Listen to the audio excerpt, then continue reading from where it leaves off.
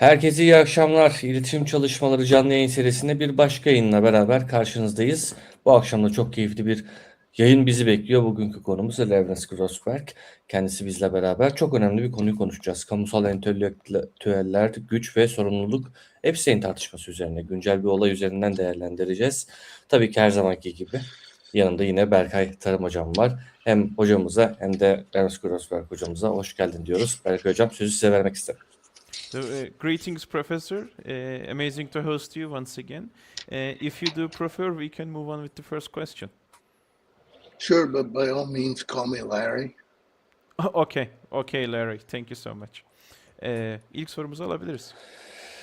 Evet, zaman kaybetmemek adına hızlı başlayalım. Malum bugün önemli bir maçımız da var. O nedenle bir tık daha hızlı gideceğiz yayında. İzleyenlere şimdiden duyuralım. Kamusal entelektüellerin etik sorumluluğu uzun süredir tartışma konusu. Bunu sormak isterim hocamıza. Sizce bir entelektüelin düşünsel üretimi ile kişisel ilişkileri arasında nasıl bir sınır çizilmelidir? Genel olarak bunu sormak isterim. So, the ethical responsibility of public intellectuals is a long topic of debate. In your view, what boundaries should be drawn between an intellectual output and their personal relationships? Well, it has been a long debate in many places, and it's certainly a heated debate in the United States. It has been repeatedly an issue for Americans, and certainly today with the rise of the reactionary right and their attacks on intellectuals and scholars, etc., it's become even more so. I prefer to think of things in complicated ways. So I think people are complicated, and it is both necessary and difficult to separate the different aspects and voices of their lives. Someone can be an asshole over here and a saint over there, but the two clash, they come together in that person's self-presentation. In one sense, most abstractly, I would say ideas are not responsible for the people that hold them. Having said that, there are probably more exceptions to that rule than there are situations that fit it.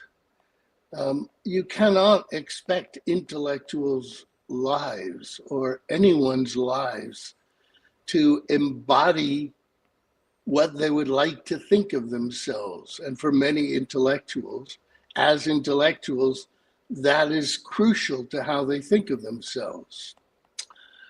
But, however reasoned you may want to be about a topic, there are going to be moments when other voices in your head tell you, forget reason, do what seems convenient, necessary, pleasurable, or something else. So I think it's always a judgment one has to make in the particular context of how one relates an individual's other lives and voices to their life and voice as an intellectual. Thank you. Bu aynen dediğiniz gibi uzun ve oldukça hararetli bir tartışma konusu. Özellikle Amerika Birleşik Devletleri'nde yakın zamanlarda art arda gündem olmuş bir konu. Ve günümüzde de tepkisel sağ olarak adlandırdığımız ideolojik grubun yükselmesiyle beraber oldukça yükselişte bir konu. Ben tercihen konuları karışık düşünmeyi seven bir insanım ve bunun sonucu olarak da insanların karışık olduğunu düşünüyorum. Ve bu karışıklık içerisinde insanları analiz etmek, anlamaya çalışmak hem gerekli bir çaba hem de oldukça zor bir mücadele. Çünkü bir insanların her bir insanın farklı boyutları, farklı bağlamlarda farklı ortaya çıkabilir. Bir insan A şehrinde pisliğin tekiyken B şehrinde dünyanın en tatlı insanı olabilir ve bu davranışları kendini nasıl sunduğuyla çelişkili de olabilir. Üstüne bir karıştırıcı katman olarak daha. Soyut bir açıdan bakacaksak, eğer ben insanların düşündükleri şeylerden sorumlu olmadıkları kanaatindeyim. Bu kulağa çok iddialı gelebilir ve büyük ihtimalle bu cümlenin uyumlu olduğu durumlar istisnası olan durumlardan daha azdır. Ve bu mantığı aydınlara uygulayacak olursak da aydınların hayatlarının onların düşünce tarzlarından, düşündükleri şeylerden veya kendilerini nasıl sunduklarıyla uyumlu olmasını bekleyemeyiz. Her ne kadar insan mantıklı düşünmek istese de kendini o yönde e, disipline etse de insanın aklındaki farklı sesler mantığı unut, o an sana ne tatlı, mantıklı, cazip veya gerekli geliyorsa onu yapabilirsin diyebilir insanın aklındaki farklı sesler. Dolayısıyla kararlar ve düşüncelerin her biri alınan veya onu gerekli kılan bağlama oldukça bağlıdır. Thank you, Larry. Would you like the next question? The next I question, assume it's apologies. about Epstein and Chomsky. Yes, it is. It is. Okay, yes. Or would you like to expand on this? Please feel free. No, I'll expand in the next question. Okay. Burak'cığım bir sonraki soruyu alalım. Epstein konusuna doğru geliyoruz. Şimdi Jeffrey Epstein dosyasında adı geçen bazı akademisyenler ve entelektüeller üzerinden yeniden gündeme gelen bir tartışma var tabii. Akademiyle ekonomik ve politik elitler arasındaki ilişkiler. Kültürel çalışmalar perspektifinden baktığımızda bu tür ilişkileri nasıl anlamlandırmak gerekiyor acaba? Yes, moving slowly towards the hottest debate. This debate has resurfaced regarding the relationships between academia and economic and political elites, sparked by the involvement of certain academics in the Epstein case. From cultural studies perspective, how should relationships can or should be interpreted?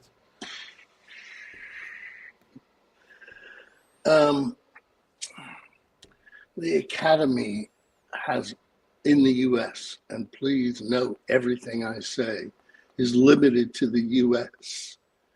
The Academy in the U.S. has always been deeply implicated with and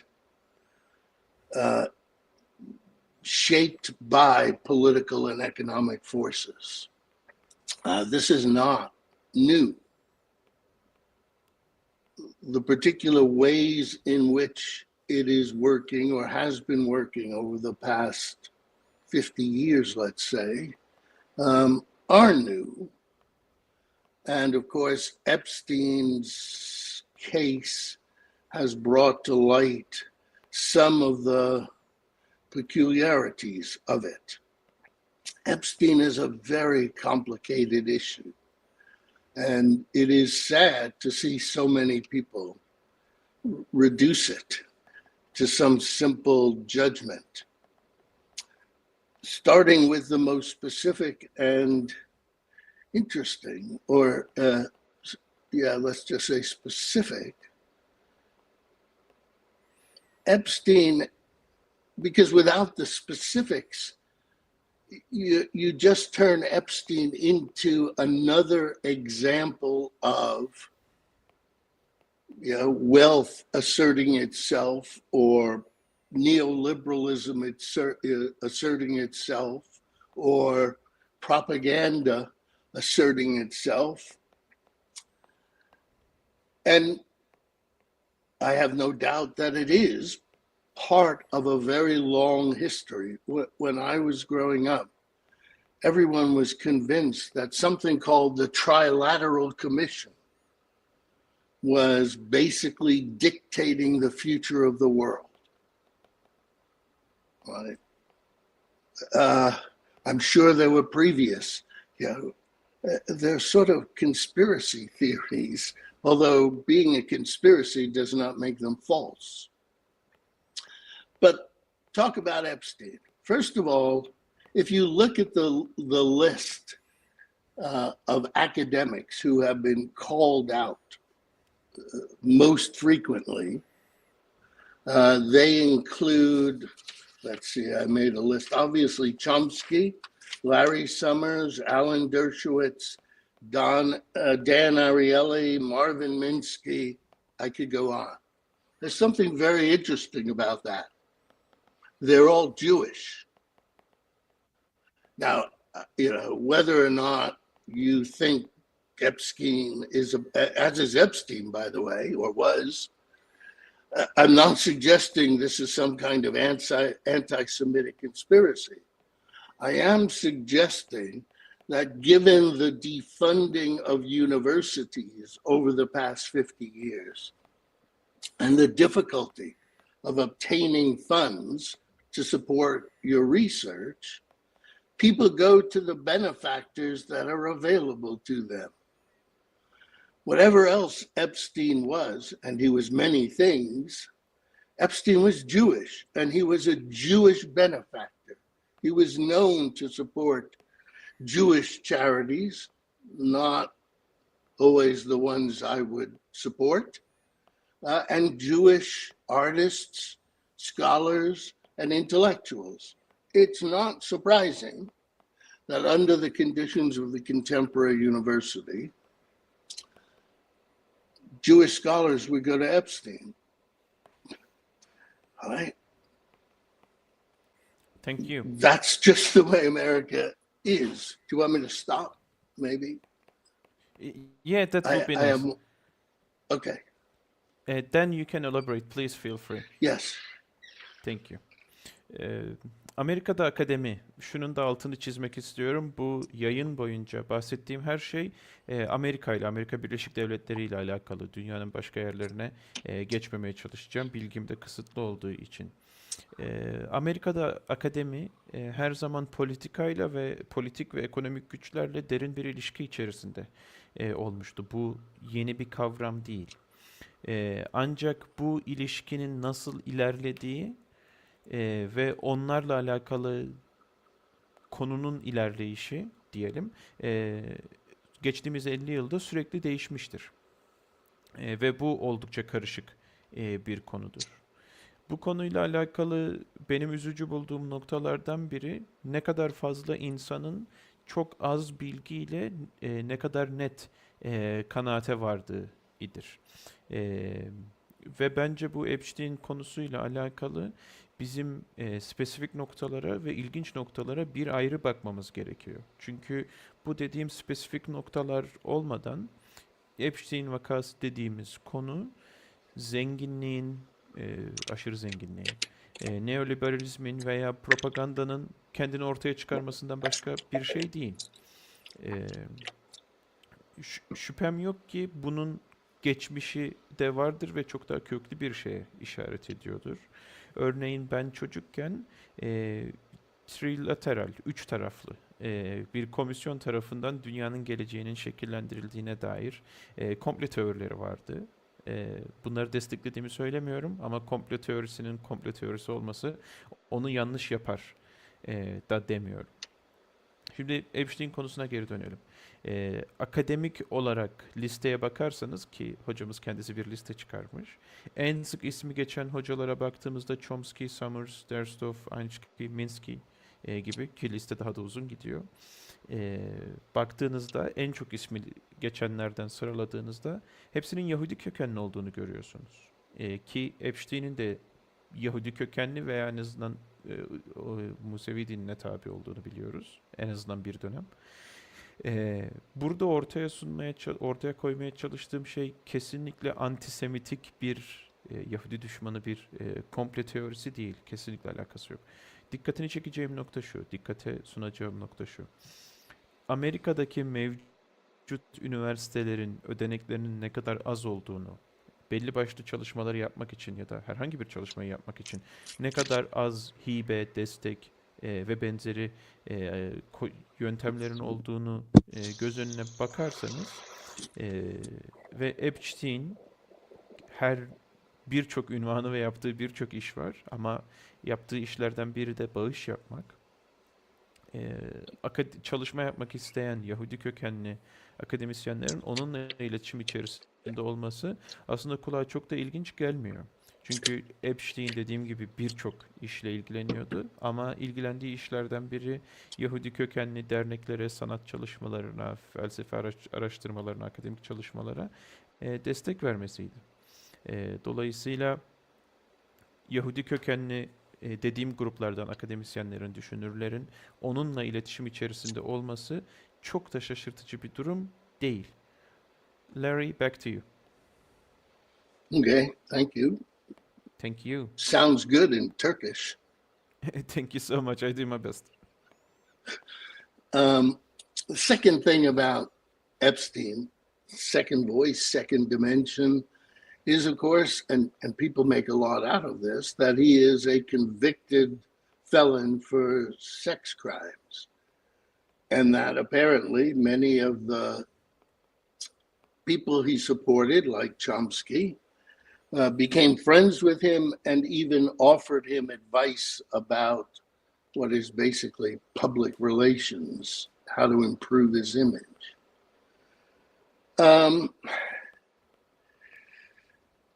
I find this odd, I have to admit, because there is a belief amongst Americans and maybe many other people, certainly on the left, I hope, that people can pay for their crimes and move on to their lives. It doesn't mean they have washed away their sins or you have forgiven them, but it means they have been punished and now they have an opportunity to remake themselves. I don't see how we can argue that for some people and some crimes and not for others. It may be that there are some crimes so heinous that they can never be tolerated, they can never be put aside. But I don't know what they would be. You know, I understand people might have their own notions that rape is unforgivable, that sex crimes or pedophilia is, they are unforgivable, but can people move on? I do not believe people should ever be defined by their worst moments and their worst actions. Of course, Epstein continued those, so it's another story which I want to get to. But given the fact that Epstein was tried and convicted and sentenced and served his sentence, it seems to me that this is a false question, right? It is a distraction from the really important questions of Epstein. The third point is, of course, he brokered sex, including with minors, for a network of wealthy and powerful people. That is a crime. And, you know, he could have, should have been tried and convicted and sentenced to the maximum sentence. But the combination of sex, money, and power is not new to the present moment. You know, and so we shouldn't be surprised that there are these networks which largely remain invisible to us. Epstein has brought one of them forward. I don't know if there are others. The last point I want to make is where Epstein gets really interesting for me and where we know very little about it. I mean, there are millions and millions of pages in the Epstein file. You know, I might agree that this is the one and only time we should use AI, right? Because we need something capable of reading these millions of pages and telling us what's there.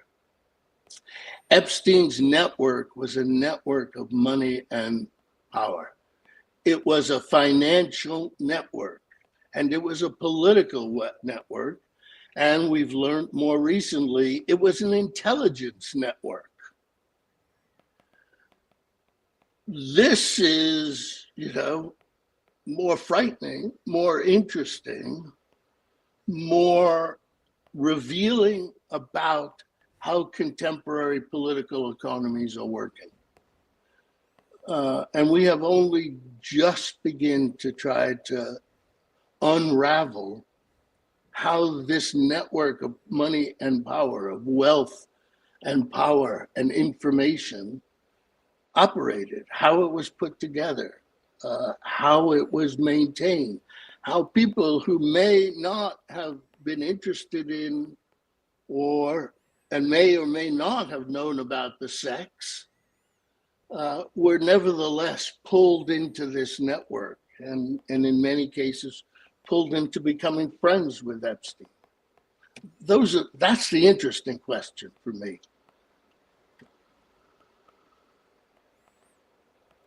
Thank you. This might take a little while.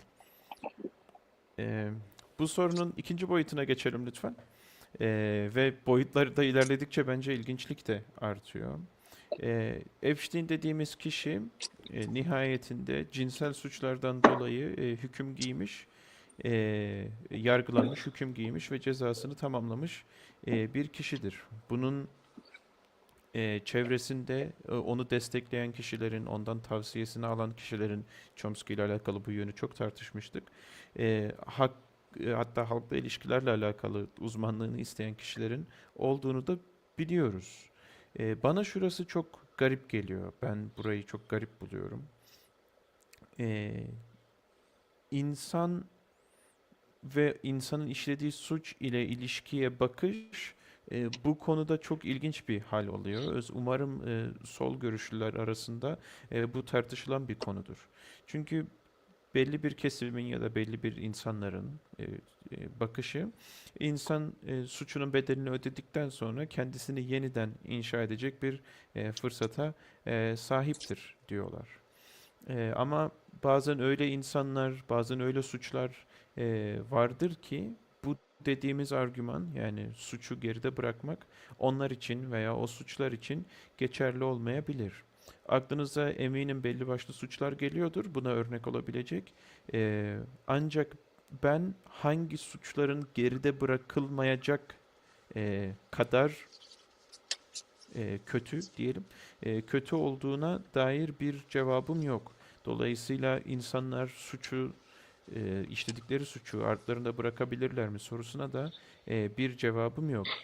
Epstein özeline bunu çekecek olursak, Epstein'in bu işlediği suçları arkasında bırakmadığını biliyoruz. Yani hüküm giyip yatıp cezasını çekip çıktıktan sonra. Ve bu bağlamda yanlış soru. Esas sormamız gereken şeylerden bir dikkat dağıtma sorusu olarak görüyorum ben.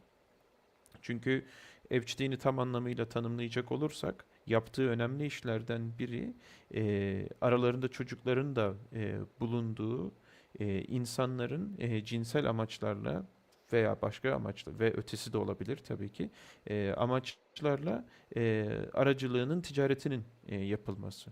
Bu çok net bir suç. Lamıcım yok. Bundan yargılanmalıydı ve en üst cezayı almalıydı. Nokta. Ancak Epstein vakasının ortaya koyduğu cinsellik, güç ve para kombinasyonu dünya tarihinde ilk defa karşımıza çıkmıyor. Günümüze özel bir konu değil. Epstein'in ortaya koyduğu şebeke, yavaş yavaş örtüsünü kaldırdığımız şebeke, bu dediğimiz üçlü kombinasyonu bir araya getirenlerden sadece bir tanesi. Daha fazlası var mı?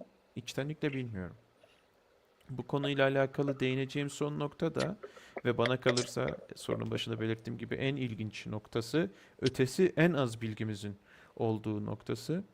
Epstein davasında milyonlarca, 10 milyonlarca, belki de 100 milyonlarca sayfa var. Bu durum yapay zekayı kullanmamız gereken tek durum olabilir. Çünkü o kadar veriyi işlemleyecek, kategorileyecek, tasnif edecek ve analiz edecek bir güce ihtiyacımız var ve buna da nispeten çabuk ihtiyacımız var. Epstein esasında para, yani zenginler ve güçlüler için bir şebekeydi ve doğasıyla, finansla ve politikayla inanılmaz iç içeydi. Yeni öğrendiğimiz kadarıyla bunun istihbari bir yönü de vardı. Dolayısıyla bu aydınlatıcı, korkutucu, ilginç, şaşırtıcı durum güncel ekonomi politiğin nasıl işlediğine dair çok ilginç fikirler sunuyor. Ve dediğim gibi daha yeni örtüsünü kaldırıyoruz. Bu dediğimiz şebekeyi, ağı ancak yeni tanımlayabiliyoruz. Epstein'le ilişkilenen insanların, onun işte dosyada ismi geçen insanların cinsellikle ne kadar ilgilendiğini, onunla neden iletişimde olduğunu ancak yeni ortaya koyabiliyoruz ve burada birçok çelişki var. İşte bunun içinden nasıl çıkacağımız bence esas soru. Larry, would you like the next question? Let me just say one more thing. Please do. For me, intellectuals have two responsibilities, two primary responsibilities. One is a responsibility to themselves as intellectuals. That is to do the work that is necessary to tell the best story they can, to give the best account they can, the best explanation they can. That's why we have methods and criticisms and reviews. But it also, part of that responsibility is the responsibility of always being willing to say you were wrong. Right? That someone else's story is better, or that it improves upon your story. I think that is diminishing. And one of my criticisms of Chomsky is, as a linguist, he's brilliant. The closer he got to political arguments, I think he was less rigorous. He did less of the work of seeing the other stories, of being willing to admit that he could be wrong. The second responsibility is a responsibility to the world. It can be interpreted in many ways, whether you speak for people or to them or about an issue. I think intellectuals, and this sometimes distinguishes them from certain kinds of scholars, I think intellectuals are driven by a concern for the world. However that plays out, it could be a political a set of commitments or a political goal, like the one I use is repairing the world, or it could be an ethical one or a social one, but there is an involvement with the world. Done. Thank you. Bence aydın dediğimiz, İngilizce intellectual, bazen Türkçemizde İngilizce konuşarak entelektüel dediğimiz grubun, kişilerin başat 2 adet sorumluluğu vardır. Birinci sorumlulukları kendilerinedir. Bu kendilerine olan sorumluluk yapmaları gereken şeyin sorumluluğudur. O da yapabilecekleri en iyi aktarımı sunmak için çalışmak, yapabilecekleri en iyi açıklamayı sunmak için çalışmaktır. Bunu başarabilmek için yöntemlerimiz, eleştirilerimiz, incelemelerimiz var. Bu sorumluluğun içerisinde yanlışsın deme sorumluluğu da vardır. Yani şunun anlatımı, aktarımı seninkinden iyi ya da şurayı eksik kaçırıyorsun gibi. Bu spesifik nokta benim Chomsky'ye getirdiğim eleştiri noktasıdır. Bir dil bilimci olarak kendisi 10 üzerinden 10'luk bir araştırmacı, ötesi yok. Ancak siyasette aktif olmaya başladıkça, görüşleri yayılmaya başladıkça akademiyle alakası gitgide azalır oldu. Hatasını ifade etme, itiraf etme yeteneği köreldi ve farklı görüşlere açık olma yönü köreldi. Dediğim grubun ikinci sorumluluğu ise dünyaya karşı olan sorumluluklarıdır. Bunu birçok farklı şekilde yorumlayabilirsiniz. Bence aydınlar ki araştırmacılardan diyelim ayrıldıkları yönde budur. Onlar bir dünya endişesi taşır. Bu endişe politik bir adanmışlık veya amaç uğruna çalışmak olabilir. Bu adanmışlık etik bir amaç uğruna olabilir. Bu adanmışlık sosyal bir amaç uğruna olabilir. Ama aydınları, bu entelektüel dediğimiz grubu ayırt eden faktör, onların ayırt edicisi ya da yani kıymetli tutan yerleri bir dünya endişeleri taşımalarıdır. Would you like to elaborate or the next question? No, next. Thank you. Burak, şimdi sana. Çok teşekkür ederiz. Üçüncü soruya geçelim. Bu tür olaylar çoğu zaman medya tarafından bir skandal anlatısı içinde sunuluyor. Sizce medya bu tür tartışmaları kamusal hesap verilebilirliği açısından bakıldığında nasıl değerlendirebiliriz sizce? So moving on, such incidents are often presented as a scandal in that narrative. So, in your view, does the media create a space that strengthens public accountability, or does it reduce the issue to a more superficial framework, less profound? In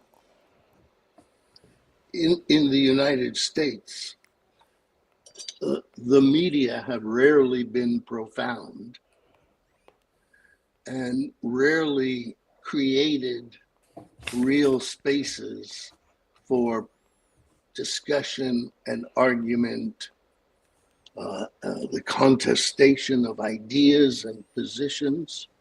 So, they are caught, they have been and still are caught between what has now become probably the dominant determination of media to make a profit, to sell their product, and the recognition that in order to do that, they have to find ways of presenting the world in terms that people understand and that they feel make sense to them. Scandals have for a long time been one of those forms of common judgment. They violate the norm. They violate our expectations. They are transgressions against everything we think normal. They make sense to people in the world, and they have for some time. What effects scandals have may change. We should recall that Ronald Reagan was called the Teflon president because scandals seemed to roll off his back.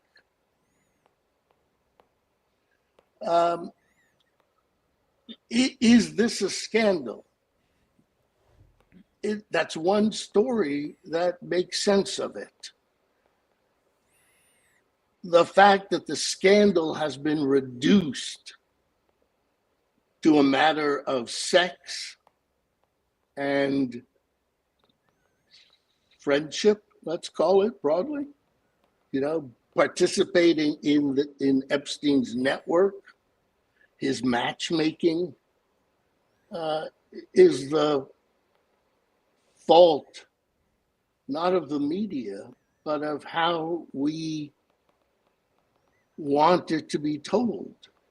I'm not saying the media give the people what they want. I'm saying the media have to speak to people in languages that are part of their lives. Scandal works. The media, as I just said, are reducing it primarily to sex and, I wish there were rock and roll, but sex and this network. People went to his island for vacations, being part of the network. As I said earlier, I mean, that's the least interesting part of the scandal, right? The scandal, people have made a big deal of this scandal where high top secret information was given out to a group of people who didn't, including some who didn't have any security clearance. Right? This is infinitely bigger. Do we know what kind of information was exchanged? Do we know if people were making money because of information selectively given to them? Right? I mean, do we know what kind of power arrangements geopolitically were being made in these networks? That's the real scandal, not because it shows how the world is working, how Trumpism is working, but because it does shed some light on the complexities of the levels at which power operates. And I would add that, although, well, maybe I need to preface it, there is now a very large, well, pretty large, alternative media network in the United States, which is defined by its opposition to Trump. It is mainly on the internet, on the web. It's one of its most important websites is called Substack, and people do talk about things that are happening. And I have to say that the left hasn't done that much of a better job of dealing with Epstein than the right, or than the dominant right center, owned by wealthy people media. Right? Now, that may be because people think that the sexual scandal, right, can bring Trump down. We're all hoping that somewhere in those millions of pages, there is evidence that Trump had sex with a minor, or that Trump raped women. Something that is so atrocious that it might bring him down. But that's not the real issue here. The issue is, what kind of information was he giving to people? What kind of financial information was he sharing? What kind of intelligence information was he sharing? And what kinds were being given back to him by whom? And partly because we just don't, we haven't read the multi-millions of pages, but partly, well, I don't know why. The left is sort of participating in this alongside the media and the right. I mean, even the right is disturbed by charges of pedophilia. Even Trump supporters are disturbed at that possibility and don't want to hear anything about it. I'm done. Okay.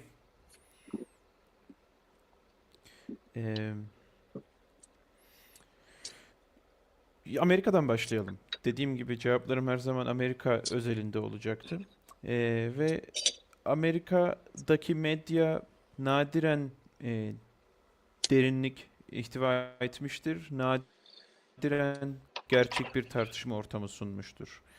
Genellikle dominant iki gücün arasında sıkışmışlığın bir sonucu olarak ilerlemiştir. Bu iki dominant güç de ilki kâr etmek, yani ürünlerini satmak, okunmaktır. Diğeri de tanınırlıktır. Yani dünyayı, olayları insanların diliyle, insanların anlayabileceği bir şekilde sunmaktır. Bu ikisinin dengesini tutturmakla uğraştıkları için hepsi de üç aşağı beş yukarı aynı sonuca, aynı yüzeyselliğe varmıştır. Skandalların ise şöyle bir işlevi var. Onlar bir ortak yargı yaratıyorlar ve bizim norm dediğimiz veya beklenti dediğimiz şeyi baştan şekillendiriyorlar ya da yok ediyorlar. Norm algımızın ya da normal dediğimiz şeylerin taban zıttını oluşturuyor skandallar. E, Ve skandalları duymak, skandallarla alakalı belli başlı yönler insanlara mantıklı geliyor. Biliyorsunuz Ronald Reagan'a, önceki Amerikan devlet başkanlarından biri, Teflon başkan deniliyordu. Çünkü skandallar onun üstüne yapışmadan kayıp gidiyordu.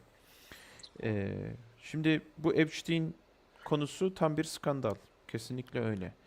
E, Ancak bu skandalın cinsellik, dostluk diyelim yani genel anlamıyla o şebekeye üye olmak, işte onun tırnak içerisinde söylüyorum eşleştirme hizmetinden faydalanmak skandalın indirgenmesidir.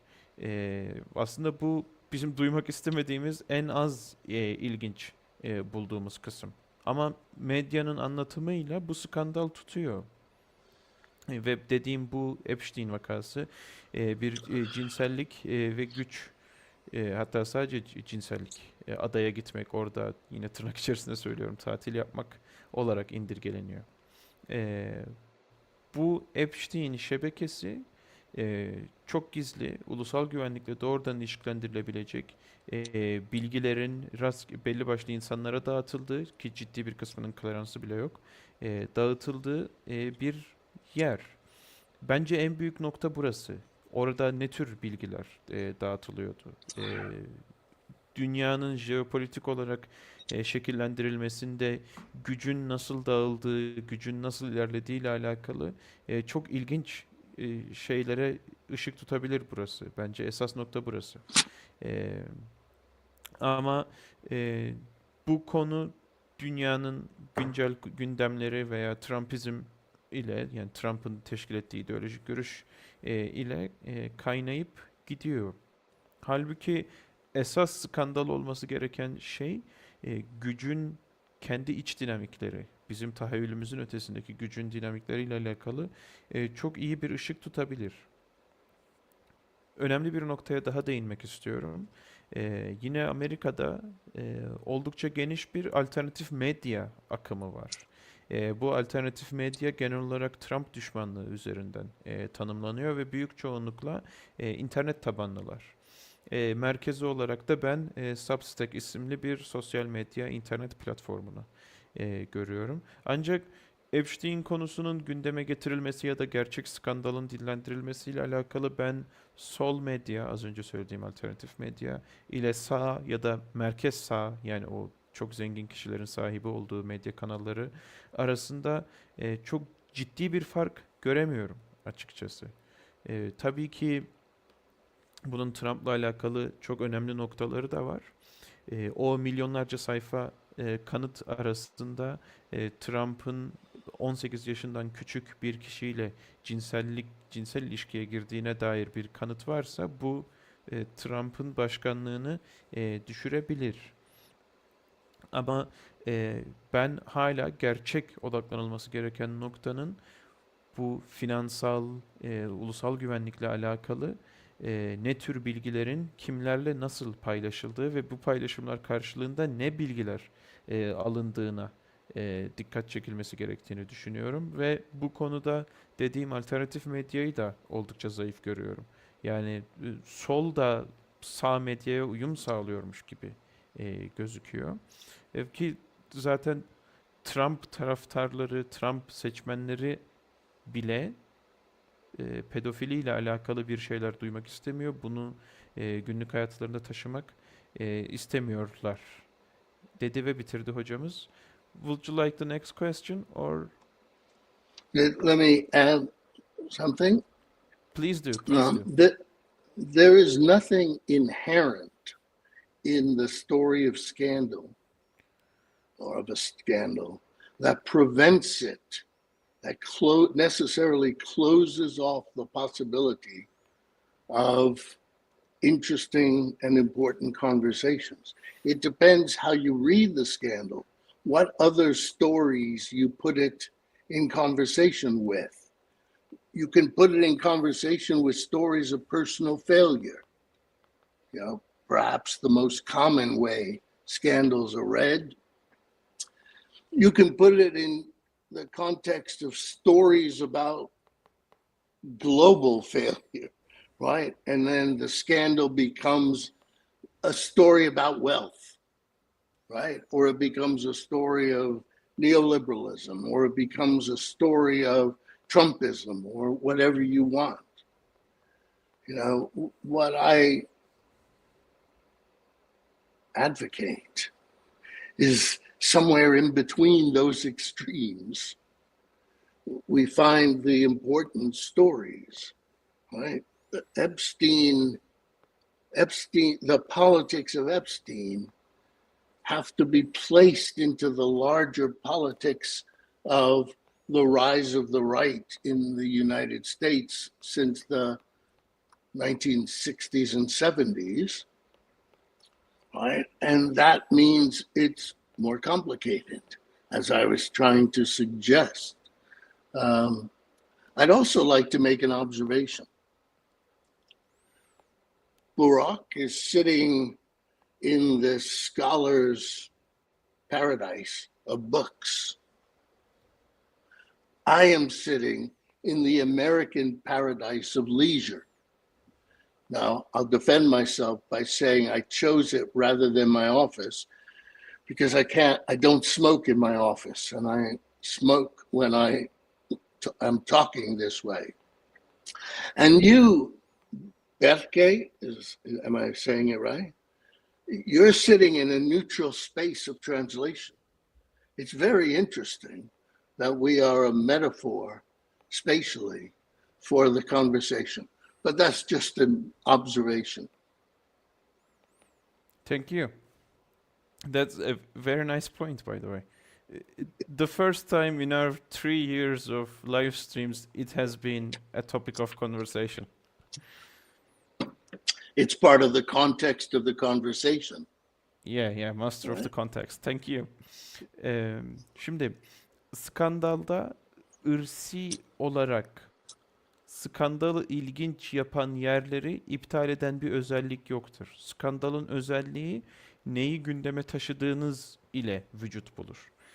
Bu neyi gündeme taşıdığınız da genellikle iki kategori arasında olabilir. İki kategori olabilir. Ya bireysel başarısızlıkları gündeme çıkarırsınız. O zaman ortaya koyduğunuz hikaye çok popüler olur. Ya da küresel başarısızlıkları gündeme taşırsınız. O zaman gündeme taşıdığınız hikaye parayla, neoliberalizmle veya Trumpizmle alakalı olur. Benim savunuculuğunu yaptığım skandal aktarım yöntemi ise bu ikisinin arasında bir yer. Bu Epstein konusunun genel politika özelinde nasıl bir yer tuttuğuna bakmamız gerektiğini düşünüyorum. Örneğin Amerika'da sağın, radikal sağın yükselişinden bahsedebiliriz ve bu trendi ta 60'lara kadar dayandırabiliriz. Dolayısıyla ta birinci soruda söylediğim gibi bu konuya karışık bakmak gerekiyor. Bir de bir gözlemimi paylaşmak istiyorum. Burak bir araştırmacının rüyası olan bir kütüphaneden yayın yapıyor. Ben Amerika'da herhangi bir vatandaşın rüyası olan bir yerden yayın yapıyorum. Ama müsaadenizle kendimi savunayım. Ofisimi de seçebilirdim. Burak'ın arka planı gibi bir arka planım olurdu ama ben bu tarz sohbet ederken sigara içmek istiyorum ve ofisimde de sigara içmediğim için yayına buradan bağlandım. Öte yandan Berkay tercümanımız ise nötr bir tercüme alanından, nötr bir çeviri alanından yayına katılıyor. Ve bu da rollerimizin bağlamla nasıl ilişkilendiğine ışık tutuyor diye düşünüyorum. Larry, moving on to the next question. Yes. Burak'cığım bir sonraki soruyu alalım. Çok teşekkür ederim hocamıza. Dördüncü soru olarak şunu sormak isterim. Kültürel çalışmalar literatürü çoğu zaman güç, elit ağları ve hegemonya kavramlarıyla ilgileniyor. Böyle özetleyebiliriz kısaca. Sizce bu tür skandallar toplumdaki güç ilişkilerini ve elit yapıları görünür kılan anlar olarak okunabilir mi acaba? Okay, so moving on to the fourth question. Cultural studies literature often engages with concepts of power, elite networks, and hegemony, etc., etc. In your view, can such scandals, as you defined, can be interpreted as moments that make power relations and elite structures visible to us mortals? They can. I see no reason they cannot. I see no reason that they're guaranteed to be that. It depends on what you take out of the scandal and what you bring to it. For me, because I'm interested in studying, as you know, the context, if you will, of the United States, the political culture of the United States over the past 6 or 7 decades, for me, the scandal is a way into that context that raises certain questions. It has taken shape and survived in close proximity to the rise of the reactionary right and Trump. But it isn't the same thing.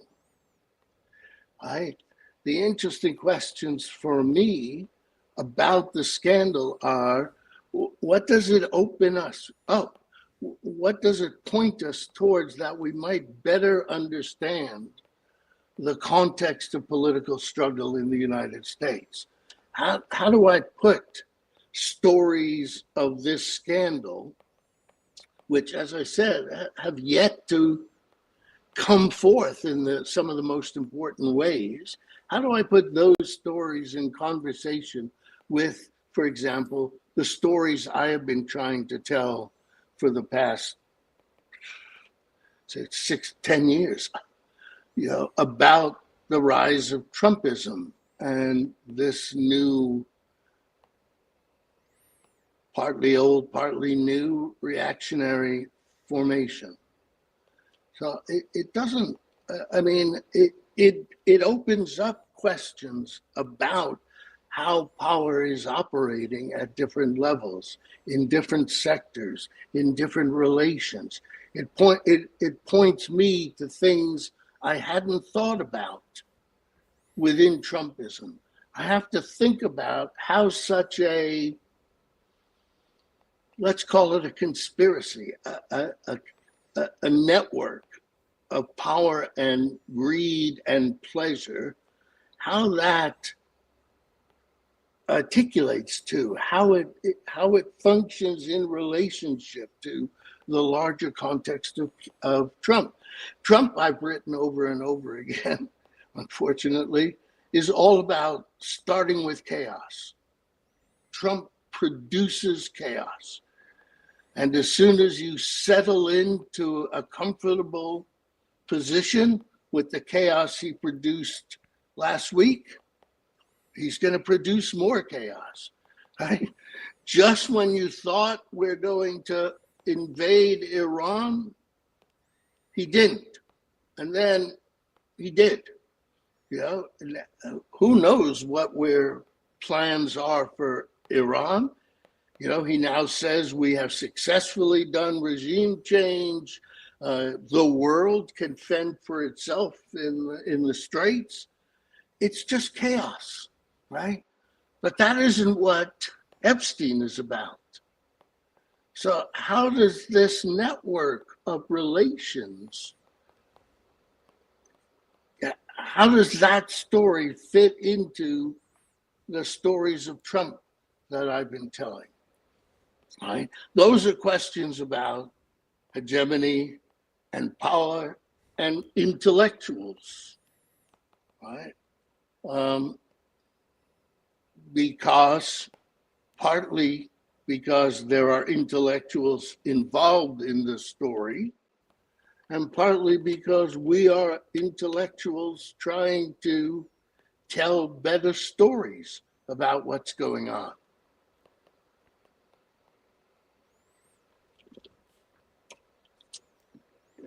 Thank you. Şimdi neden olmayacağına dair hiçbir sebep göremiyorum açıkçası. Yani neden görünür kılmasın cevabının yanıtını veremiyorum. Ama aynı zamanda görünür kılacağının garantisini de veremiyorum. Çünkü konu az önce açıkladığım gibi skandalsa, skandalın ne olduğu sizin ondan ne çıkardığınız ve ona ne eklediğinizden ibarettir. Ben son 60-70 yılda Amerikan politikasında bağlam araştıran, ona aydınlık, ışık tutmak isteyen bir kişiyim. Ve bu olayların hepsinin bu son 60-70 yıldaki gelişmelerle beraber nasıl şekil aldığı, onlarla beraber nasıl hayatta kaldığı benim en çok ilgimi çekiyor. Özellikle bu tepkisel sağ, reactionary right olarak adlandırdığımız ve Trumpizmin yükselişiyle beraber hayatta kalması, onunla eş bir çizgide ilerlemesi benim çok ilgimi çekiyor. Ve bu da benim esas Epstein'le alakalı ilgimi çeken noktaya götürüyor. Çünkü ben bu tarz konulara her zaman bizi nereye işaret ettiğine, ne yöne dikkat çektiği üzerinden bakıyorum. Politikanın dinamikleriyle alakalı daha önce düşünmediğim, daha önce bu kadar kafa yormadığım nerelere işaret ettiğini düşünmek istiyorum. Ve özellikle son 10 yıldır Trumpizmle alakalı oldukça çalışma yapmış bir kişi olarak bu yeni tepkisel oluşumun birçok farklı bağlamda, sektörde, ortamda nasıl etkileştiğini, benim daha önce aklıma gelmeyen nasıl kombinasyonlarda bir araya geldiğini görmek bana çok ilginç geliyor.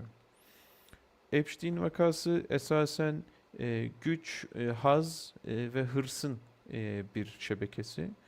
İlişkisi ve Trumpizmle nasıl ilişkilendiği benim çok ilgimi çekiyor. Trump'la alakalı uzun zamandır maalesef çok Trump okumuş bir kişi olarak şunu söyleyebilirim. Trump her zaman kaosla başlar. O hafta yarattığı kaostan bir derin nefes alırsınız. Azıcık işlerin durulduğunu sanırsınız ama ertesi hafta daha büyük bir kaosla e, konuyu bir noktalamış olur. Örneğin İran. Geçtiğimiz hafta işgal ediyordu. Şimdi Boğaz'dan geçişler tamam dedi. Şimdi başka bir şey diyor. Önümüzdeki hafta ne yapacak? Bir ay sonra ne yapacak? Hiçbir fikrimiz yok. Tam bir kaos. Ama Epstein vakası bir kaos değil. Bu bir şebeke. Ve Trump'la olan hikayesi işte orada hegemonya ile alakalı çıkarımlar yapabiliriz. Orada aydınlarla alakalı çıkarımlar yapabiliriz. Çünkü esasında hepimiz daha iyi bir aktarım, daha iyi bir anlatı ortaya koymaya çalışıyoruz. Larry, would you like the next question? Yes, sure. Burak'cığım bir sonraki soruyu alalım. Evet, çok teşekkür ederim hocamıza. Beşinci sorumuzu sormak isterim. Bu tür tartışmalar aynı zamanda kamusal entelektüel figürünün meşruiyetini de etkiliyor. Günümüzde kamusal entelektüelin toplumsal rolünün ve otoritesinin değiştiğini söyleyebilir miyiz acaba? So, such debates and scandals also affect the legitimacy of the public intellectual. Do you think the social role and authority of the public intellectual have changed today?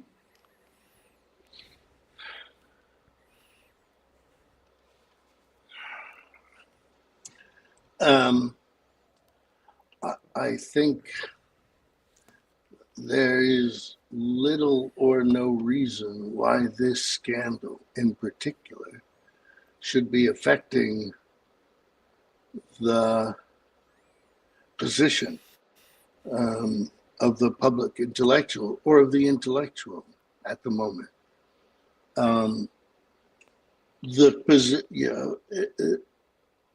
The position of the intellectual in the United States, as I mentioned earlier, has always been problematic, and the public intellectual even more so.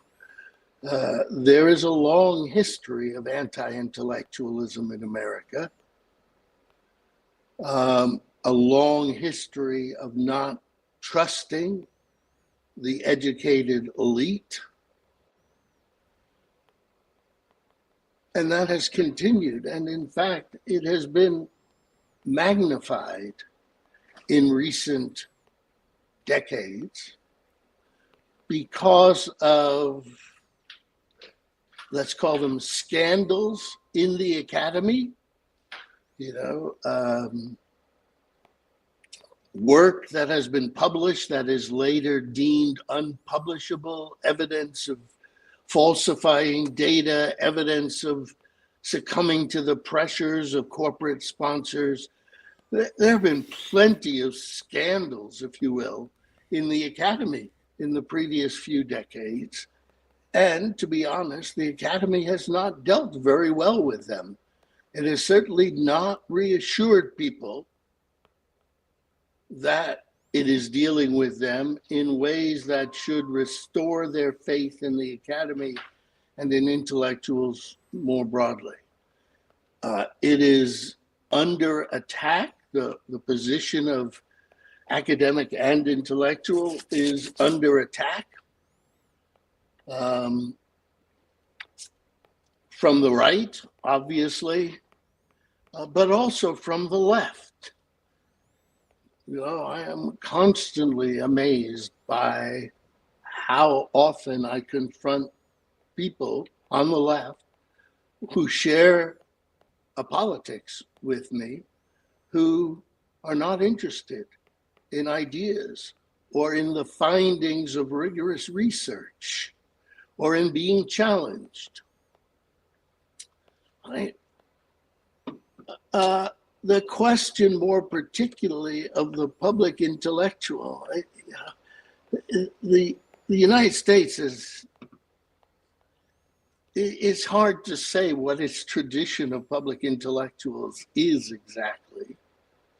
And if we had some, most people refer back to the 1950s and the kind of mass culture, mass society debates, C. Wright Mills and other people, and they clearly were public intellectuals. That is mostly gone.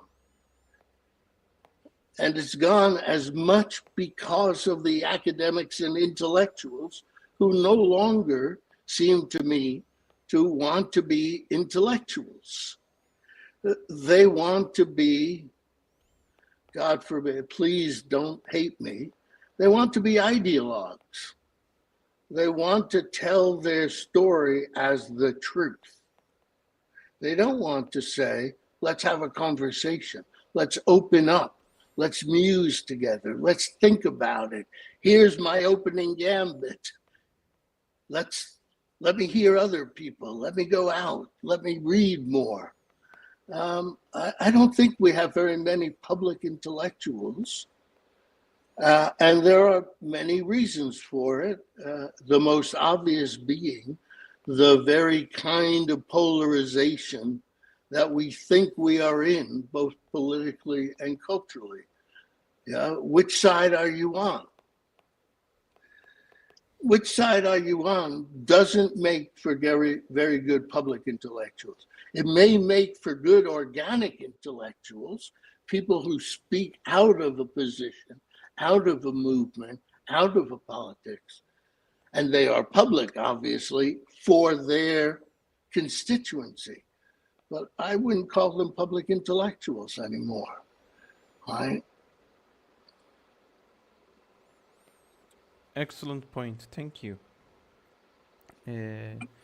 Bence ben şahsen bu skandalın halk aydınının ve aydının konumunu nasıl etkileyeceğini pek göremiyorum açıkçası. Çünkü Amerika'da aydının ve özellikle de halk aydınının ya da entelektüelinin konumu her zaman problematik bir konuydu. Entelektüelizme karşı olmanın çok uzun bir tarihi var.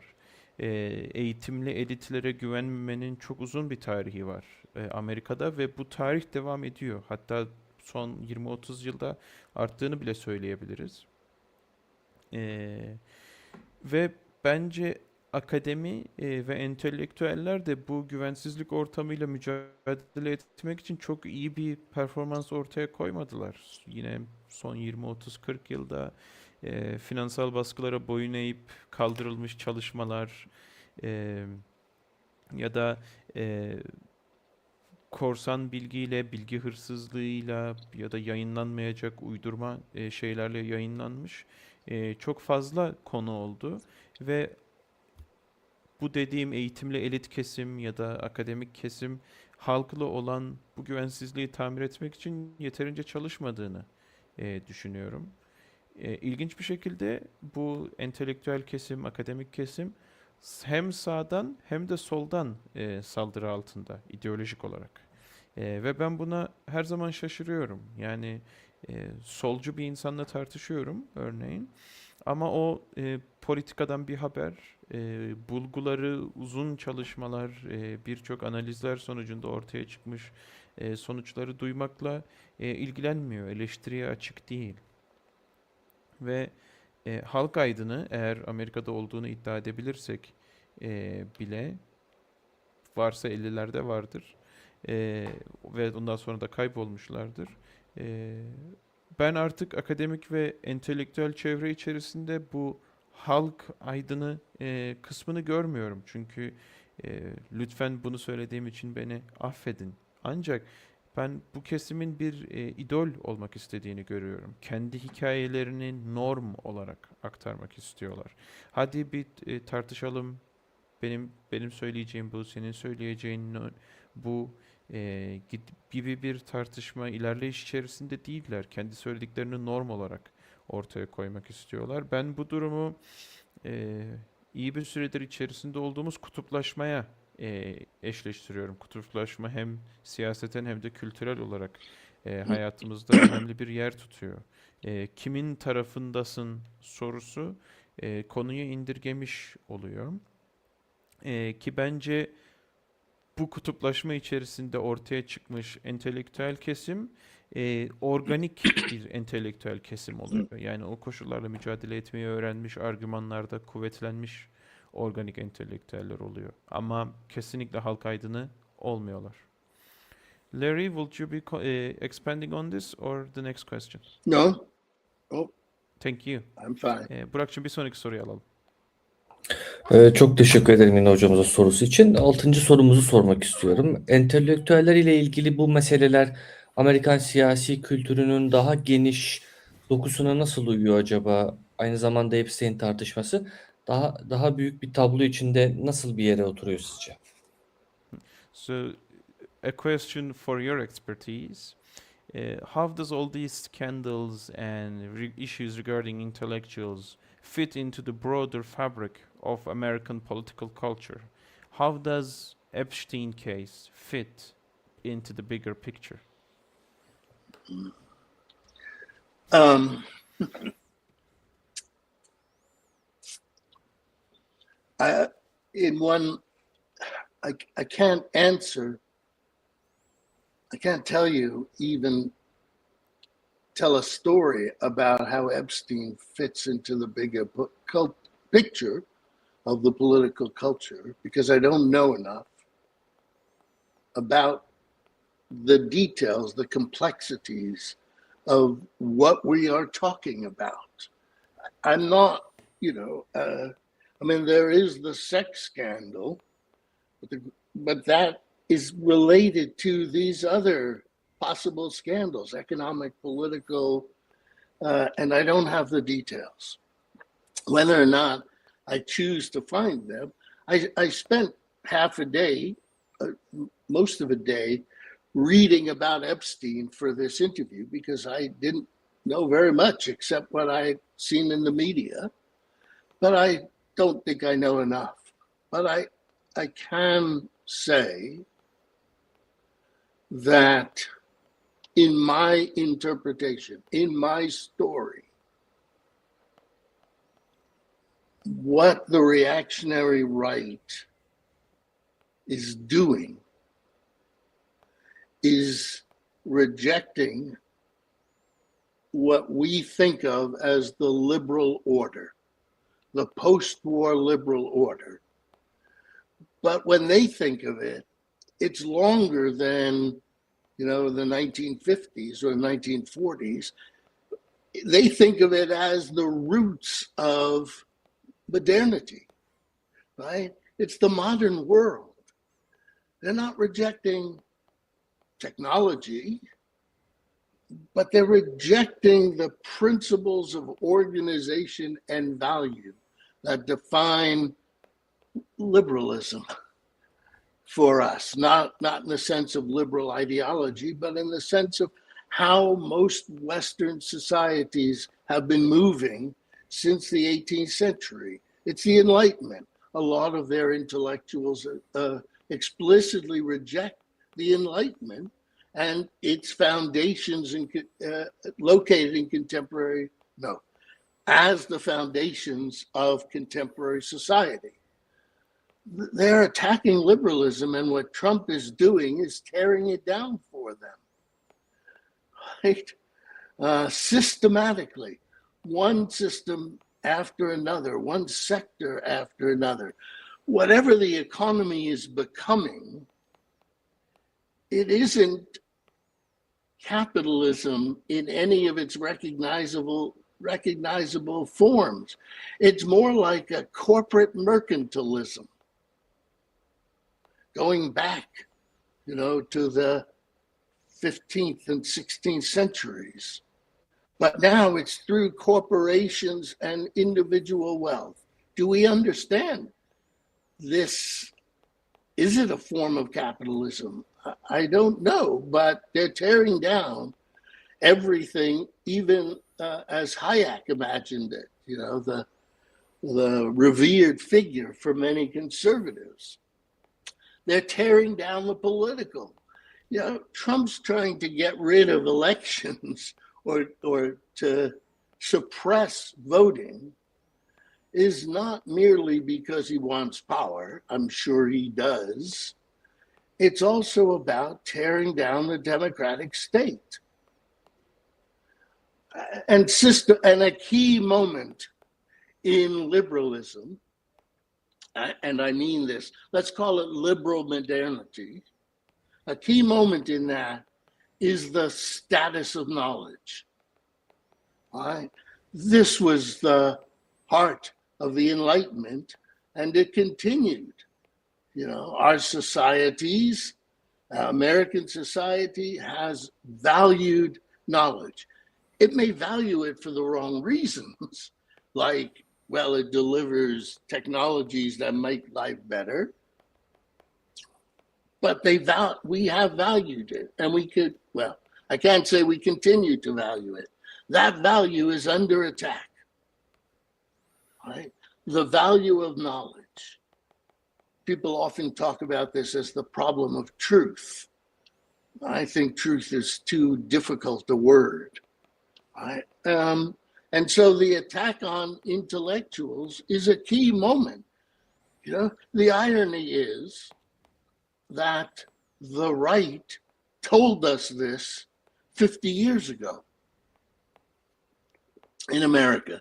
They told us they were going to go after elite knowledge producers. They told us they were going to go after the academy. And certainly in Project 2025, which some see as the Bible for Trump's second term, makes it very explicit. And we were completely unprepared despite the warnings. Right? We're unprepared to defend the value of knowledge in anything other than the most pragmatic or crass commercial terms. Universities measure their value now by how much they contribute to the local economy. Right? This isn't the value of knowledge. So it is central, and in that sense, making intellectuals a central or important part of the Epstein story seems to me to be playing into the wrong hands, right? We should be defending Chomsky, not questioning him. I have lots of criticisms of Chomsky, and I would love to argue with him. But why am I criticizing him as an intellectual? Because I don't like his friends, because his friend is despicable, even in the face of the attacks on intellectuals, and of course, even more vehement attacks on political intellectuals, whether, me or Stuart Hall or Chomsky. It just seems to me counterproductive. Perfectly put. Thank you. Şimdi size Epstein vakasının hikayesini bile anlatabileceğimden emin değilim. Çünkü detaylarına ve inceliklerine hakim değilim. Evet, ortasında bir cinsel skandal var, doğru, ama bu cinsel skandal da yayın boyunca bir küsür saattir değindiğimiz ekonomik ve politik skandallarla örtüşüyor. Bu yayına hazırlanırken neredeyse bir tam gün boyunca Epstein vakasıyla alakalı kaynak araştırdım ve okudum. Çünkü medyada okuduklarım ve anladıklarım haricinde bu konuya dair çok bir fikrim yoktu. Üzülerek söylüyorum ki o bir günlük mesainin ardından da yeterince bilmiyorum. Ancak benim yorumum, benim anlatımım, benim aktarımım şudur. Tepkisel sağ, İkinci Dünya Savaşı sonrası ortaya çıkan liberal dünya düzenini reddediyor. Onlara göre bu liberal, modern diyelim, modern liberal dünya düzeni 50'lere kadar dayanmıyor. Orijinali öyle, ama onlar bunu modern dünyanın temeli olarak görüyorlar ve reddediyorlar. Teknolojiyi reddetmiyorlar. Ama örgütün, toplumun ve değerin neye dayandığını kökten reddediyorlar. Bizim liberalizm olarak adlandırdığımız şey, Batı toplumlarının 1700'lerden bu yana aydınlanma çağının sonucunda ortaya çıkmış bir düşünce şeklidir.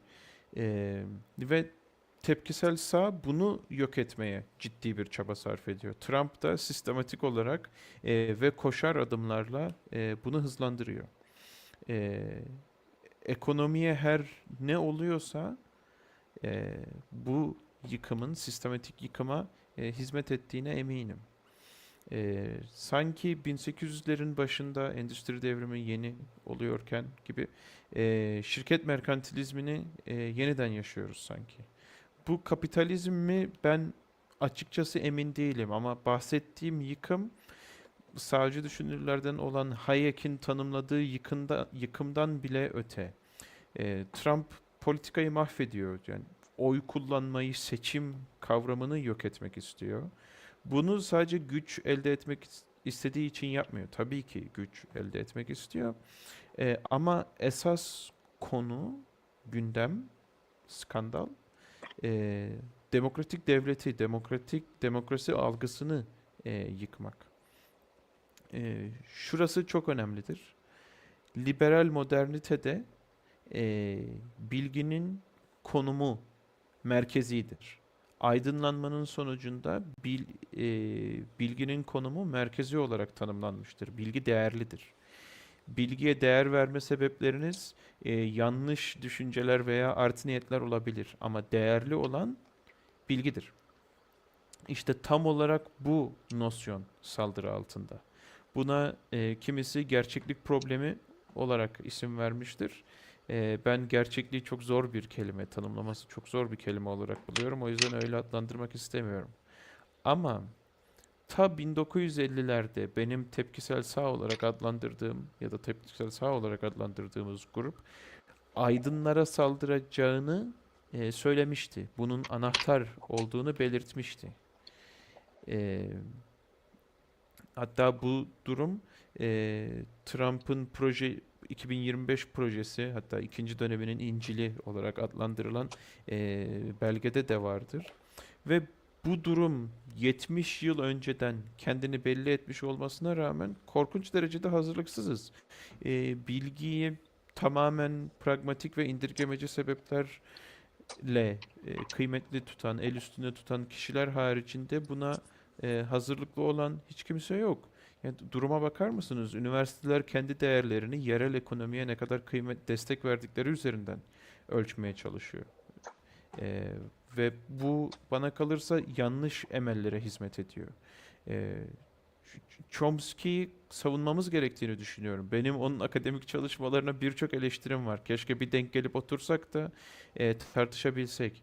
Ama neden onun aşağılık arkadaşları var diye onun entelektüel birikimine e, hakaret ediyoruz? Bence bu çok yanlış şeylere hizmet ediyor. Tersine bir mantık yürütüyoruz. Ve bu durumda politik entelektüeller, beni, Holly, Chomsky'yi örnek gösterebilirsiniz.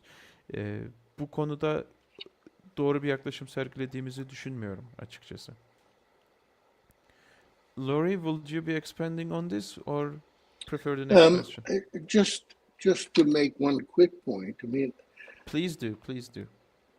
I think Trump is more dangerous than we assume,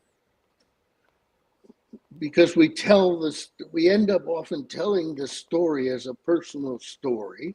Again, Trump is crazy, Trump is obsessed, Trump is greedy, Trump is power hungry, Trump wants to be king, etc., etc. Or we tell it as a global story. Again, Trump wants to be rich, wants to be the richest person in the world. That's probably true. But the story is much scarier. If you look at Trump's foreign policy, there is none.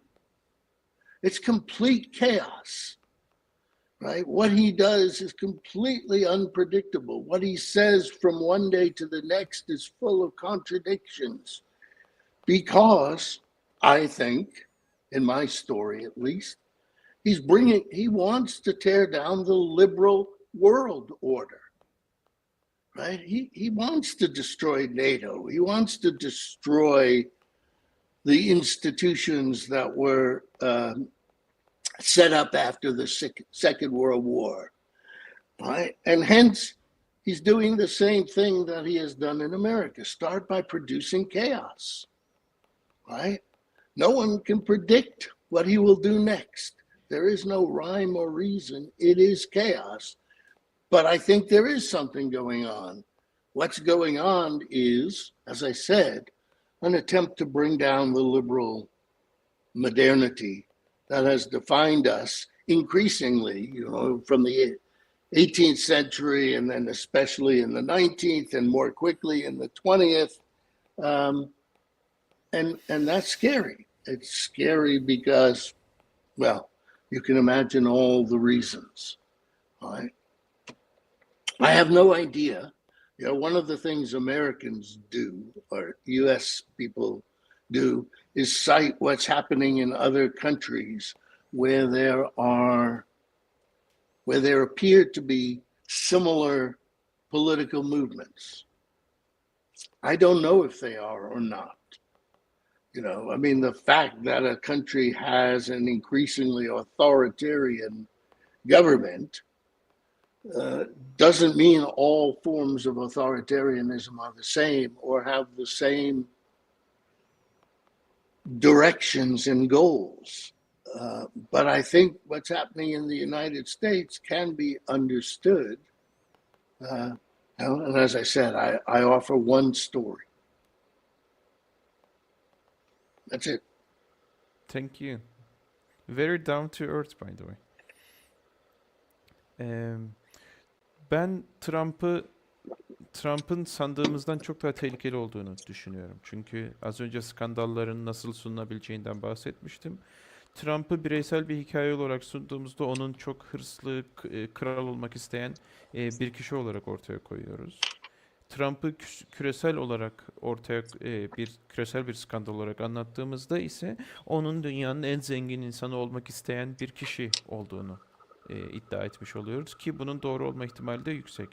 Ama bence gerçek hikaye, altını çizerek söylüyorum, bundan çok daha korkunç. Çünkü Trump'ın dış politikasına bakın. Bakamazsınız çünkü öyle bir şey yok. Tamamen kaostan ibaret. Çelişkilerle ve tahmin edilemezliklerle dolu. Şimdi kendi hikayemi sunacak olursam, Trump'ın yapmaya çalıştığı şey liberal modern dünya düzenini yok etmek. O yüzden NATO'yu ortadan kaldırmak istiyor. O yüzden İkinci Dünya Savaşı'ndan sonra dünya düzenini belirlemiş kurumları ortadan kaldırmak istiyor. Ve Amerikan iç siyasetinde de aynısını yapıyor. Kaos yaratarak başlıyor. Ve yaptığı şeyler içerisinde hiçbir uyum, uyak, harmoni yok. Sadece düzeni bozmak istiyor. Dolayısıyla benim hikayeme göre olan şey liberal modernitenin, ki liberal modernite dediğimiz şey 18. yüzyılda ortaya çıktı, 19. yüzyılda bizi tanımlar oldu ve 20. yüzyılın teması oldu. Olan şey bu liberal moderniteyi yok etmek. Bana bu çok korkutucu geliyor. Neden korkutucu geldiğini sanırım listelememe gerek yok. Ama sonrasında ne olabileceğine dair de hiçbir fikrim yok. Amerika'da konuştuğum bazı kişilerin kendi ülkelerin, başka ülkelerde de benzer trendlerin olduğundan örnekler veriyorlar.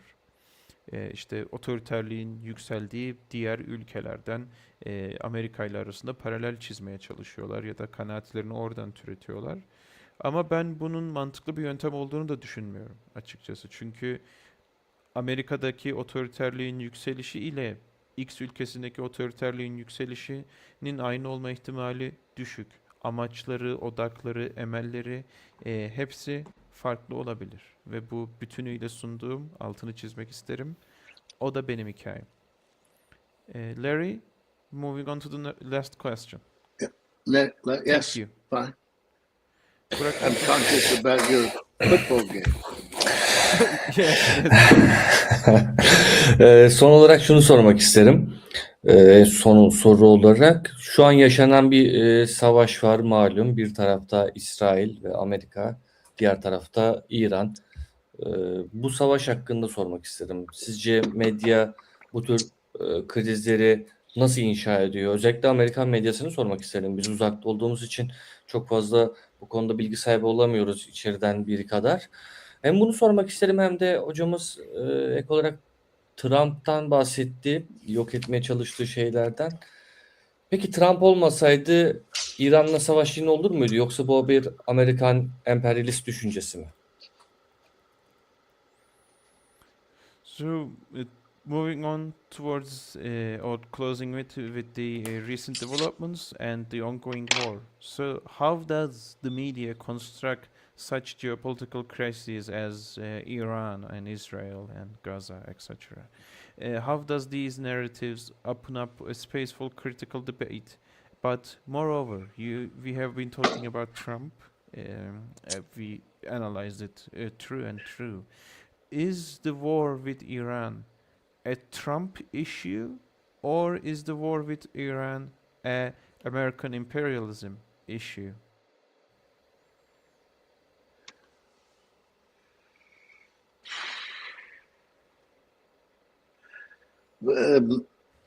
It is both and more. You know, the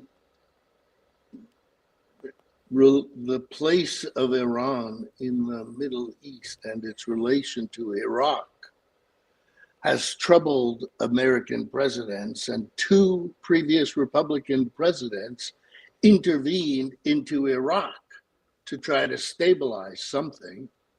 God knows what they were thinking. So in that sense, it's a kind of, I think Trump would like to prove he can solve the Middle East problem. He's that great, as he would say.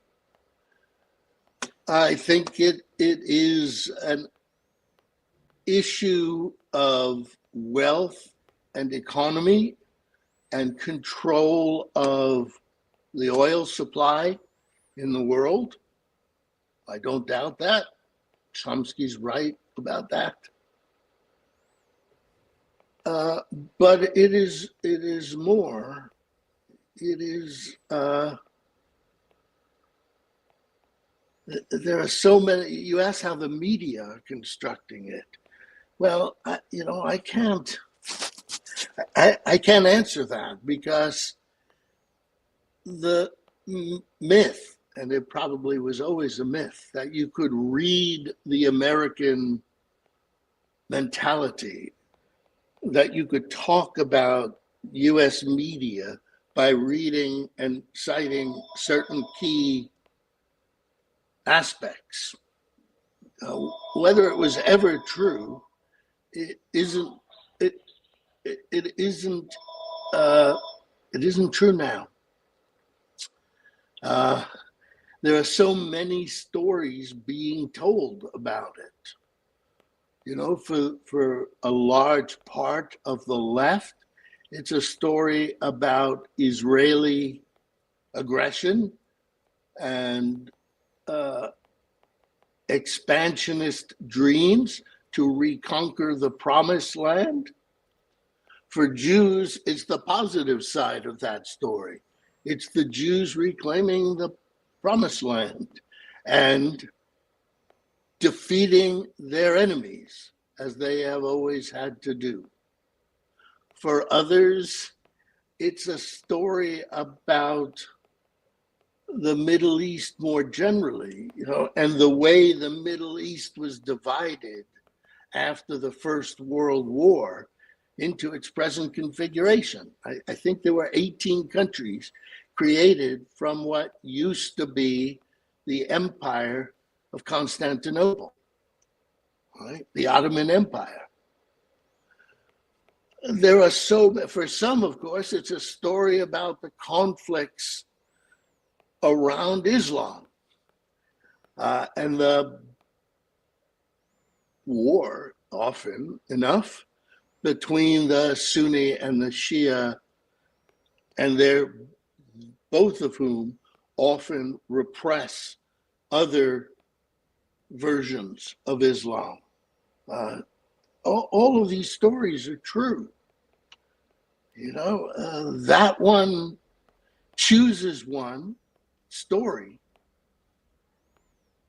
You know, I think the world is too complicated for simple stories. I think, you know, it's also a story for me, obviously, about Trump wanting to both destabilize and stabilize one of the most unstable regions in the modern world order, the Middle East. On the one hand, I think he wants to tear it apart and create chaos. On the other hand, I think he wants to claim that he solved the problem. And of course, then there's the story of certain Messianic Jewish sects and certain white Christian apocalyptic sects that believe that Jesus can only return, or in the Jews' case, the Messiah can only come when the Jews have reclaimed the promised land. All these stories are inflaming people and driving them and creating their own versions of the conflict. And I think they're all true, and we have to figure out how to organize them in the most effective way politically. How do we stop the chaos? More immediately, how do we stop the slaughter, right? And how do we stop this from breaking out into an all-out war? Now, Yemen has attacked Israel. Saudi Arabia is involved, claiming, at least according to the news, you know, that they want Israel to keep attacking Iran. This is all so complicated, and it serves no purpose to sell simple stories. We've been telling the same simple stories about the economy, about politics, about the Middle East, and about Israel and the Arab and Islamic populations for a long time. And I'm a great believer that it hasn't gotten us to where we had hoped it would. So maybe we need better stories.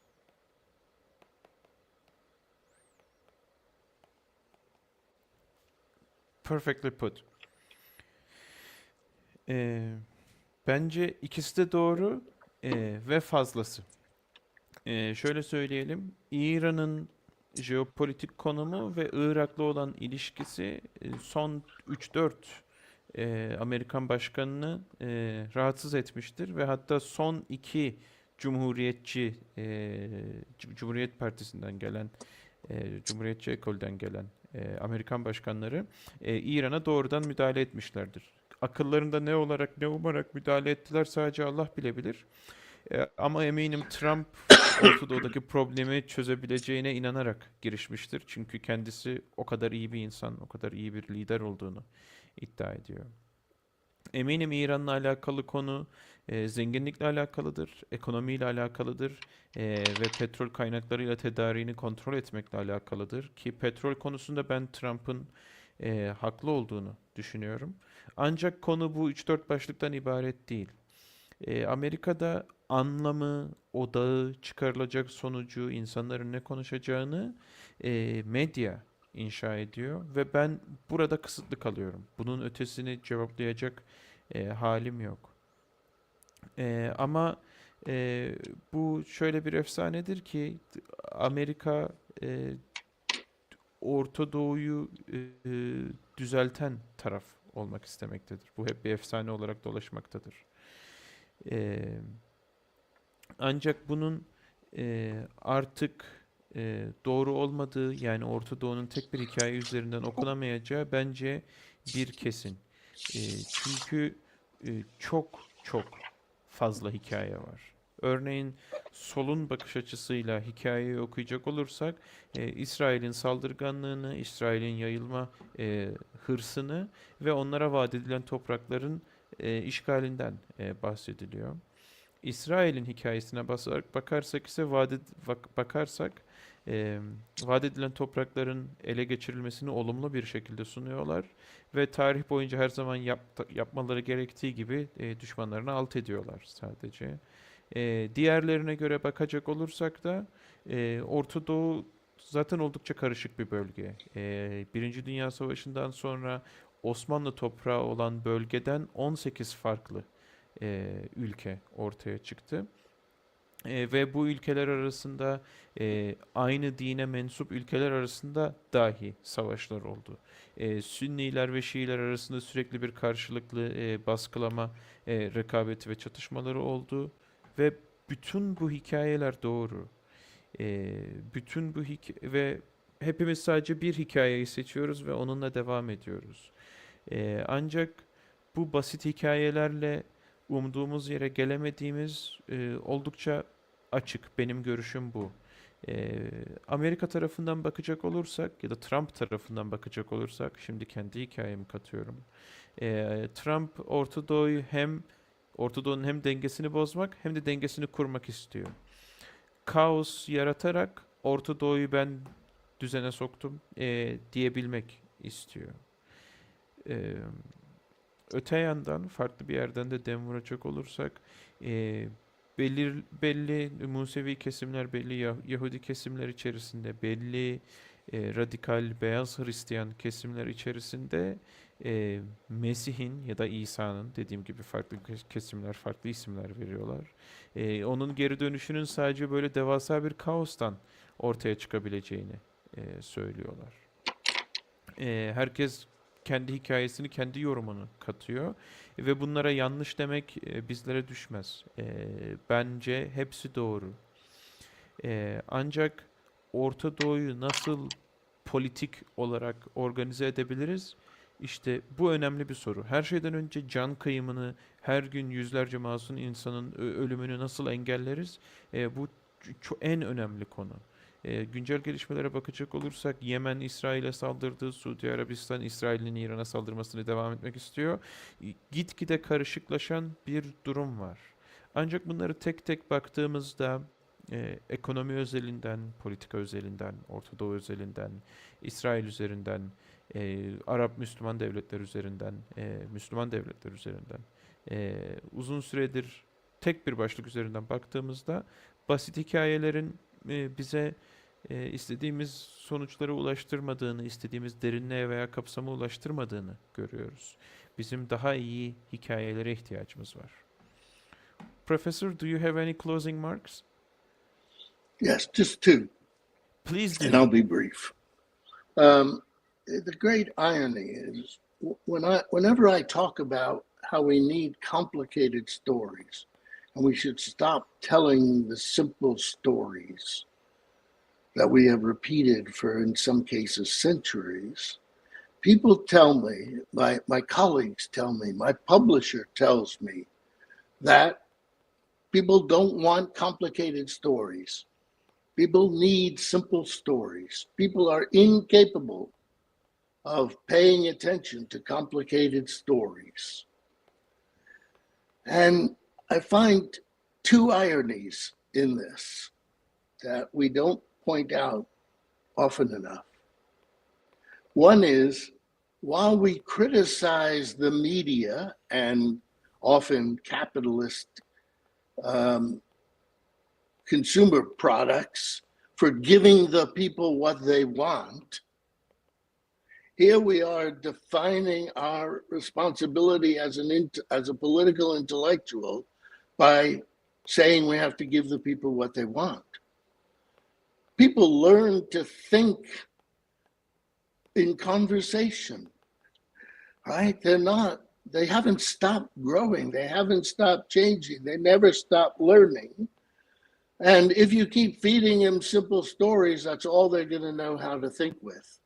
If you tell them complicated stories that matter to them, that speak to their sense of what's going on in the world and their fears and their angers, I believe they will hear it. The second irony is, of course, that what we're assuming is that the people we are talking to are somehow, for some reason, stupider than we are, right? And they often make the mistake of equating education, lack of education with stupidity. If you're trying to change the world, you can't start by assuming that the people you want to bring along with you are somehow inferior to you. This is for me, sin of vanguardism, right? That I know what you should do. I don't have to compel you to do it. I simply expect you to do it. And I think that's a bad way to change the world, a bad way to organize a revolution. Foucault once said something to the effect of, a revolution isn't made by the revolutionaries. It's made by all the people who are watching it, standing by, talking about it. We can't dismiss these people as incapable of thinking with us. Okay, final comment. I do want to thank Burak for inviting me back and for asking challenging questions. I want to thank you, Beke, for what I assume is a brilliant job of translation. And I want to say that I believe intellectuals live in conversations. Right? Being an intellectual is not an isolated position. Maybe there are kinds of scholars who do operate that way, but it seems to me being an intellectual is living in conversations. So I not only hope these conversations that you so brilliantly stage, make available to people, are continuing beyond the media. I invite my unknown Turkish friends to communicate with me. My email is online, so it's not hard to find me. If you hated what I said, tell me. Don't just tell me you hate it. Tell me why. Argue with me. If you loved it and you have ways to elaborate it, tell me. I'm serious. I invite you into my conversation. Right? And hopefully, and my conversation is already a multitude. So more is only better. Thank you. Thank you, Burak and Beke. I really do enjoy it. Our heartfelt thanks as well. So let me please interpret your last message, then we will do the closing sequence. Bu konuyla alakalı ben iki ironi tespit ediyorum. İlki karışık hikayeleri ben teşvik ettiğimi söylemiştim en baştan beri, birinci sorudan beri. Ama basit hikayeleri sevmediğimizi söylemiştim, yeterli olmadığını söylemiştim. Ama benim dostlarım, arkadaşlarım, meslektaşlarım ve hatta yayın evim bana insanların basit hikayelere ihtiyacı olduğunu, uzun hikayeleri, karışık hikayeleri anlayamayacaklarına, dikkat etmeyeceklerine, sonuna gelmeyeceklerini söylüyorlar. E, Bu benim tespit ettiğim birinci ironi. Ee, Ve birinci ironiyi şöyle açıklamış olayım sizlere. Biz medyayı, kapitalizmi, e, insanlara istediklerini hızlıca ve pratik bir şekilde veriyor diye eleştiriyoruz. Bu yayın boyunca onu yaptık neredeyse.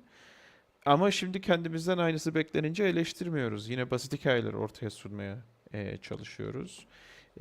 Ve ben bunu çok ironik buluyorum. Bana kalırsa insanlara onların önem verdiği konulardan birine yönelik, onlara hitap eden bir şekilde karışık bir hikaye sunarsanız insanlar dinler.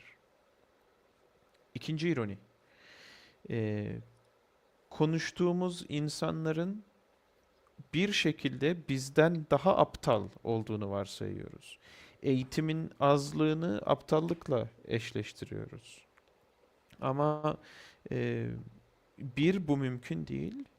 İki, dünyayı değiştirmekten bahsediyorsunuz ve dünyayı değiştirirken yanınızda götüreceğiniz veya o hedefe ulaştıracağınız insanların bir şekilde sizden daha aptal olduğunu düşünerek ilerliyorsunuz. Bence bu sahte bir öncülükten başka bir şey değil.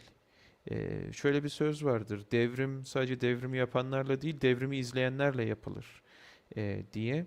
Ve bu söz benim dediğim bağlamında oldukça doğru. Sözlerimi noktalamadan önce Burak'a teşekkürlerimi sunmak istiyorum. Beni tekrar çağırdığı için, zor sorular sorduğu için. Berkay'a teşekkür etmek istiyorum. Eminim tercümesi Türkçe'de harikadır.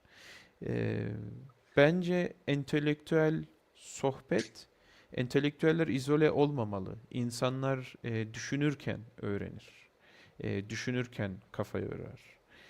Belki çok izole bir şekilde ilerleyen belli başlı entelektüel alanlar vardır ama benimki kesinlikle değil. Sizin, Burak senle bana hitap ederek söylüyor, sunduğunuz bu yayın insanlara farklı bir düşünce kapısı açacaktır, eminim. Ve son olarak şunu söylemek istiyorum. Henüz tanışmadığım Türk arkadaşlarımı, dostlarımı benimle iletişime davet ediyorum. E-posta adresim internette var. Söylediklerimden nefret ettiyseniz lütfen onu bana iletin. Sadece dümdüz nefret edip sövmeyin lütfen. Neden nefret ettiğinizi açıklayarak bir mail atın. Ya da bayıldıysanız neresine bayıldığınızı yine aynı şekilde açıklayarak bildirin lütfen. Bu konuda oldukça ciddiyim. Çünkü düşünüyorum ki sohbetim size yeni boyutlar açmıştır ve ben de sizin sohbetinizin bana yeni boyutlar kazandıracağına inanıyorum diyerek hocamız çok kibar ve mütevazı bir nokta koymuş oldu. Burak'cığım senin söyleyeceklerin varsa hocamıza aktaralım ve yayını yavaştan bitirebiliriz. Ben hocamıza çok teşekkür ediyorum. Çok keyifli bir yayındı. Güzel yorumlar geldi. Bana yazdılar hem telefonuma hem buradan yorum olarak. O nedenle hocamıza gönlü rahat olabilir. Kesinlikle söyledikleri çok ilgi çekti ve mutlaka ki Türkiye'den insanlar kendisiyle iletişime geçecektir. Ben çok teşekkür ediyorum ikinci bir yayını gerçekleştirdiğimiz için kendisiyle. Umarım nicelerini de yaparız ve bir gün mutlaka Türkiye'de gelir kendisini burada ağırlarız umarım. Çok teşekkür ediyorum tekrardan. Uh, Thank you so much, Larry. Rest assured, please, your interpretations has found their place, and we have been getting a lot of comments from both here and our social media accounts. I'm sure they will be emailing you regarding some aspects, and Thank you for joining us for the second time. It has been an amazing pleasure to host you, and if we hope that we can host you in person in here in Turkey in our Congress, in our other face-to-face meetings. That will be an utmost pleasure for us. So thank you Me once too. again so much. Thank you. And good Thank luck you. to us all. Yes, and best of luck to you too. Take care, Larry. Okay, what do I do now? We go off air now. Burak'cığım tamamız. Görüşmek üzere. Görüşmek üzere bir başka yayında.